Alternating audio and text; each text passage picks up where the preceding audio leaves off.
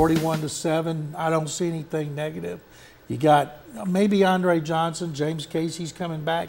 Can they do any better? Of course they could do better, and I like what you stated. Andre Johnson, James Casey, they're coming back. And in this league, it's all about hitting your stride at the right time. We're almost at the midseason mark. They've played arguably their toughest opponent in Tennessee, and they just dismantled them without James Casey, Andre Johnson. They're only going to get better when those guys return. You have to be excited if you're a Houston Texan fan. I just don't see how they don't make the playoffs this year.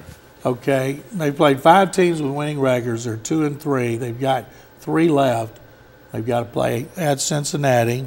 Then they play, I can't remember who they play, at Tampa. Then they host Atlanta. Right. So they've got 3 left. The Jacksonville game may not be too easy on the road based on what the Jaguars just did to Baltimore and almost did the previous week in Pittsburgh.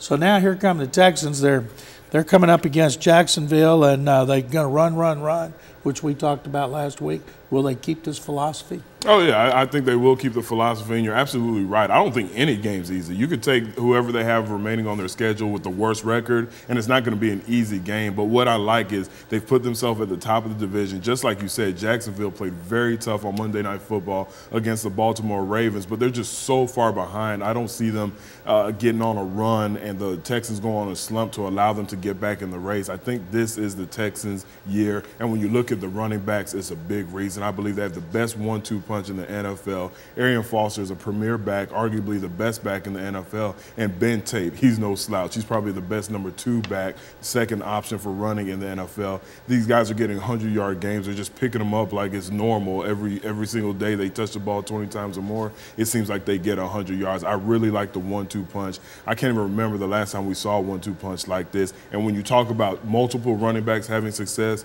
you have to honor the offensive line because they're creating the holes for these guys to run through, and it's also because of them why these guys are so successful.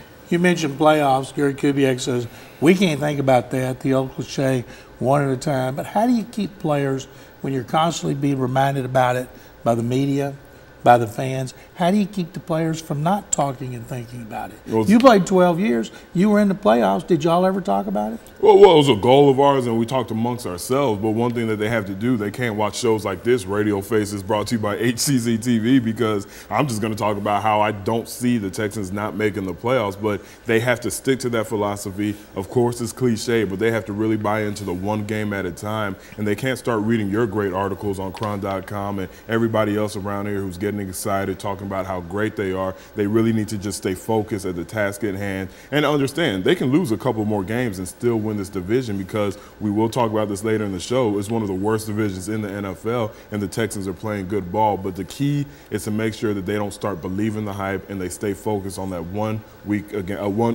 game a week mentality. Will Baltimore losing to Jacksonville get their attention more for the next game than, say, if the Ravens had blown out the Jaguars? Definitely. They know now, okay, Jacksonville's had a tough stretch. They lost 5 in a row, but this is still a football team. It still has the best elite football players in the world playing on it, or they wouldn't be in the NFL. So, I think it just woke them up. I understand that the players know that any team that steps in front of them is a good team, is going to be a good opponent. But with Jacksonville beating Baltimore the way they did and the defensive effort that they put forth, it's really going to wake up the Houston Texan offense. They've still only suffered one season-ending injury to a starter, that being Mario Williams. And for people who don't think Mario's important, just ask Antonio Smith, who hasn't had a sack since Mario went out. You mentioned earlier James Casey and Andre Johnson, but we know they're going to come back 100%. Now, they lose Danielle Manning. Could be gone for the year, could not be. Already had surgery on a fractured fibula. Troy Nolan's played before. Then you got 2 rookies, a safety, Shiloh Keogh, and then you got, with Keogh, you got Brandon Harris going to move to safety. How do you think this loss is going to affect them over the next, even if they get him back in between, it will still be 6 or 7 weeks? Right, it's going to affect them, and when he comes back, he's still not going to be himself. He's still going to have to feel his way around for a couple of weeks before he has confidence in that leg, before he has confidence knowing that he could land on that leg, he could take a hit on that leg, and knowing that it's healed. It's definitely going to affect. Right now, the defense is playing very well without Mario Williams. Not so much that the guys who replaced him or stepped up. I really think Wade Phillips has stepped up as a defensive caller. He's calling these blitzes. He's providing pressure from everywhere. Guys like Tim Jamison are stepping up. The defensive backs are holding their men a little longer, giving the front seven time to get there. Brian Cushing is playing out of his mind. So I like the way everybody has rallied around the loss of Mario Williams, and they're just going to have to do that again. Brandon Harris is going to have to show why he was a second-round pick and be a football player. Right now, he might not be able to get on the field as a cornerback, but now you have a chance to get in during nickel and dime situations, passing situations, and he's going to have to show everybody why he was a second-round pick. I got a quiz for you. I know you'll ace it since you went to Rice. Who is the only team in the league that's defense ranks in the top 8 in all 3 major categories? Could it be the Houston Texans? Isn't that amazing? After they were 32nd in pass defense, they're 8th.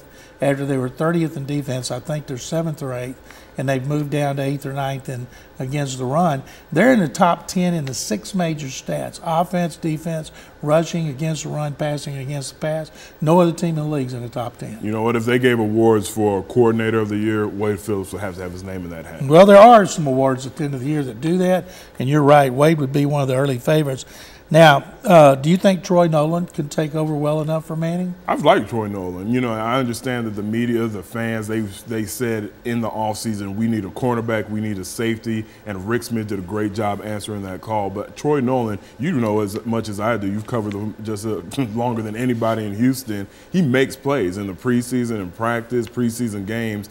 He was injured his first year, but when he gets a chance, it just seems like he's always making a big hit, a PBU, or an interception. Now he's going to get a chance to be a regular starter for weeks to come, and that's what you want. You always want your chance as a backup to prove to be a starter. Then when you have Daniel Manning coming back, you have that little healthy controversy, if that makes sense, on who should be the starter. You always want 2 guys who ought to be able to start at each position. Only one of those guys got $9 million guaranteed.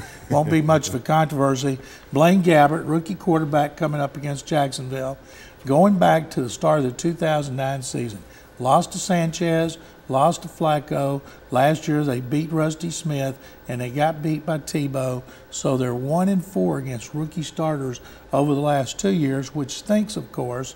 What do they got to do to beat Gabbert? Just play their game. You know, well, those stats are great, but when you talk about Sanchez and when you talk about Flacco, you're talking about 2 of the best defenses and the best, most effective running games in the NFL. So it wasn't just those rookie quarterbacks that beat the Houston Texans. They're just going to have to play the way they've played. Gabbert, he doesn't even look like he's NFL ready right now. I understand he was going against an amazing defense in Baltimore Ravens in the Monday night game, but he just didn't look ready. The coach calling just didn't seem like they had confidence in him as a quarterback yet. They just wanted to feed the ball to MJD and throw the short passes and make sure he didn't lose the game for them. That's what Jacksonville's going to have to do, but I don't think the Houston Texans are going to have to do anything different. If anything, I feel like Wade Phillips could be a little looser with his calls and really send the house at Gabbert when he does drop back and throw. You want to beat them, you beat Maurice Jones-Drew, and he every year since Kubiak's been here, he's had at least one really good game against them.